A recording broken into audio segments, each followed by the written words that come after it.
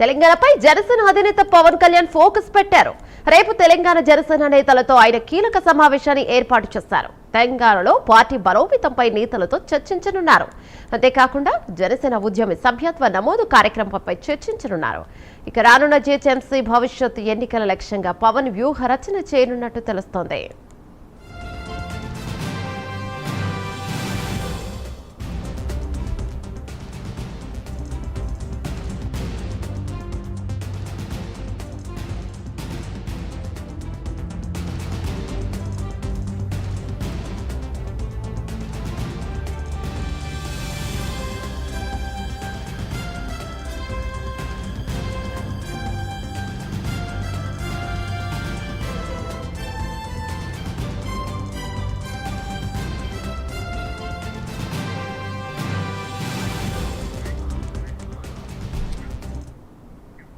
తెలంగాణపై జనసేన అధినేత పవన్ కళ్యాణ్ ఫోకస్ పెట్టారు. రేపు తెలంగాణ జనసేన నేతలతో ఆయన కీలక సమావేశాన్ని ఏర్పాటు చేశారు.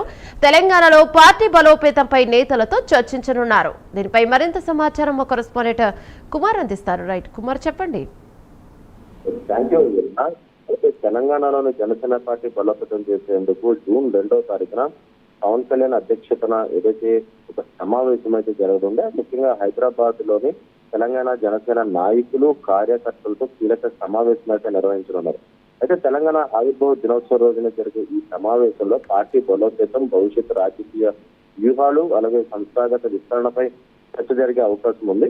అయితే ఈ సమావేశాన్ని ముఖ్యంగా హైదరాబాద్ లో అయితే నిర్వహించనున్నారు. అయితే తెలంగాణ జనసేన నాయకత్వం, జిల్లా స్థాయి కమిటీలు, అలాగే యువత ఆకర్షించే కార్యక్రమాలు, అలాగే మరొక పక్క రానున్న జిహెచ్ఎంసీ ఎన్నికల్లోని మరియు 2028 అసెంబ్లీ ఎన్నికల దిశగా పార్టీ కార్యాచరణపై పవన్ కళ్యాణ్ మార్గ నిర్దేశం చేయనున్నట్లయితే తెలుస్తుంది. అయితే తెలంగాణ పార్టీని మరింత బలోపేతం చేయాలన్న లక్ష్యంతోనే ఈ సమావేశాన్ని జనసేన కీలకంగా భావిస్తుంది. అయితే రాష్ట్ర రాజకీయ పరిణామాలపై కూడా పవన్ కళ్యాణ్ స్పందించే అవకాశం అవుతుంది. అయితే ముఖ్యంగా ఇప్పటికే దీనికి సంబంధించి అంటే 2 రోజుల క్రితమే ఇటు తెలంగాణలోని ఈ జూన్ 2వ తారీఖున ఈ సమావేశం నిర్వహించాలని ఇప్పటికే ఇటు పార్టీ వర్గాలు అయితే చెప్పారు. అయితే ముఖ్యంగా రానున్న జిహెచ్ఎంసీ ఎన్నికలలో కూడా ప్రతి వార్డులో కూడా ఏదైతే జనసేన తరఫున వ్యక్తి నిలబెట్టారంటూ కూడా ఇప్పటికే భావిస్తున్నారు. అయితే గతంలో జరిగిన పంచాయతీ ఎలక్షన్ సమయంలో కూడా ఇటు జనసేన తరఫున చాలా మంది పోటీ చేశారు.